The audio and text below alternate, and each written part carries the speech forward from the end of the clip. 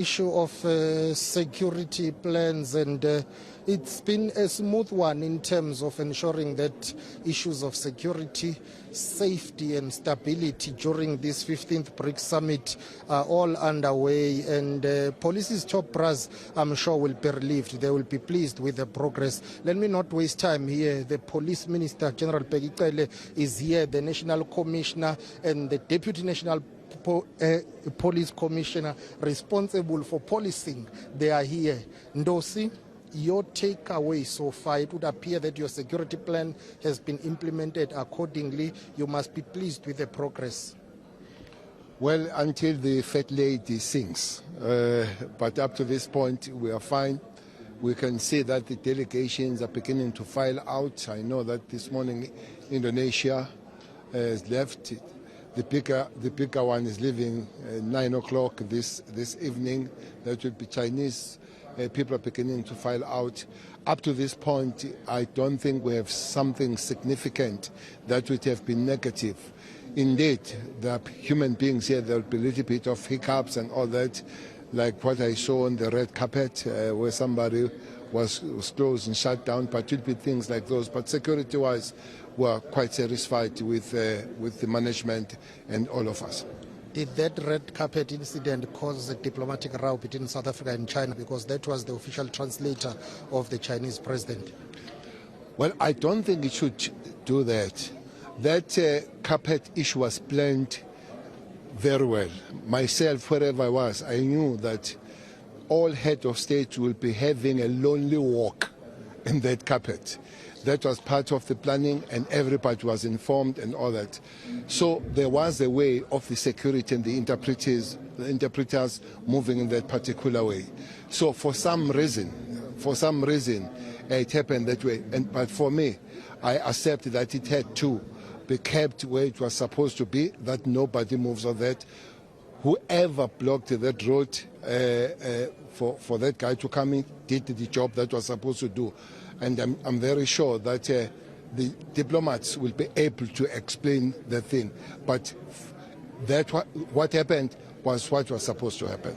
Maybe you'll bring in your national commissioner here in terms of operational issues, but what did you do differently this time around? I know you have executed a number of high-profile events in South Africa, including your 2010 World Cup. You appear to get them right when it's big events, international events, but domestically, a number of challenges are there. I know you will talk about Operation Shadela. What are you going to do to ensure that after this 15th BRICS Summit, South Africans remain and feel safe? Well, I believe that next time something big happens, you won't be troubling us about asking if the thing will be safe. I think after World Cup in 2010, where everybody thought that the heavens will fall, they didn't fall. This time, we don't think against that hell will fall. It hasn't fallen. So we will continue to be the hub of the big events in the world. The question that you are asking is exactly what we're doing now. You say to me, you know, I'm talking about Operation Shadela. It's because you know yourself what Operation Shadela is doing. We're doing very well with that operation, and we'll continue.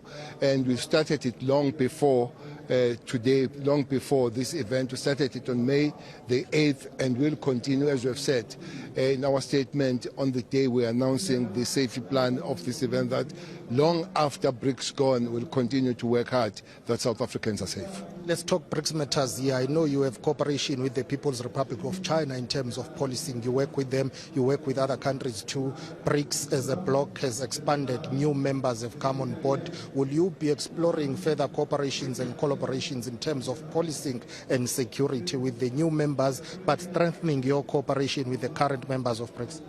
Well, the strongest relationship in terms of policing is China as we speak. I was there last month to check their policing and all that kind of thing, visiting police stations and all that. They are working on our university here. We're working together, the university that we are creating for detectives here. We are sending some students to their university there. Their Minister of Police will be here in our pass out come December. We're very close. But with the new 6 members that are joining, already there are quite several of them. Saudi Arabia were working together very well. We were there with the president some few years ago, and there have been some memorandum of understanding already that we're dealing with those countries. Surely the expansion will also expand the better working on the security matters in the world. Fighter jets flying over us, we are not used to that in South Africa. Yes, it's a big summit, but did you not go overboard there? Well, the place is sanitized. The place is free of any kind of people flying over. So if nobody else, it must be us to say you don't take chances at all. It's absolutely not overboard. The place belongs to the South African Defence and South African security agencies, and we had to show that we are there. And any party that was thinking otherwise had to take a step back. Your commissioner and the national or deputy national commissioner responsible for policing will assist you in answering this. After such big events, your members would come to the media and complain about not getting their overtime, their days off. Are you going to look after them after this? Because you had to pull in resources from across the country. Are you going to look after them? Well, they are not going to get their overpay if they complain to you. They need to go and complain to the national commissioner and at least complain to the minister and the deputy national commissioner. And I'm sure no matter how long they complain, you are not going to pay them. But this has not been an issue up to this point. Let's wait for that time to come. And they've done a good job. I've already congratulated them. So from our side as ministry and management, we have to do good for them. Thank you very much for time. Police Minister General Bheki Cele, they're flanked by police's top brass, including the National Commissioner General Fani Masimula, as well as his deputy responsible for policing, General Masikile. I'll take it to my colleague, Rofiwa Matsena.